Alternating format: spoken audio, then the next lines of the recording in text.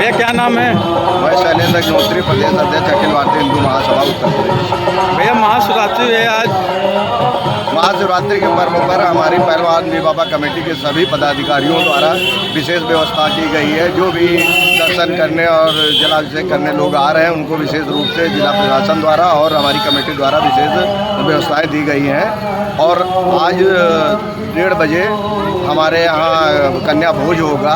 मैं जनपद वासियों से सभी लोगों से अनुरोध करता हूँ कि जिनके यहाँ कन्याएं हैं वो हमारे डिग्री कॉलेज चौराहे गेट नंबर 3 पे कन्याओं को भेजें और कन्या भोज में उन्हें शामिल करें। और हमारी कमेटी के सभी पदाधिकारियों द्वारा और उनके सभी जनपद वासियों के सहयोग द्वारा विशेष प्रकार की झांकियों की भी व्यवस्था की गई है। साथ में शिव बारात 4 बजे गवर्नमेंट कॉलोनी से निकलेगी। मैं सभी लोगों से अनुरोध करता हूँ कि झांकी में सम्मिलित हों और हम लोगों का सहयोग करें।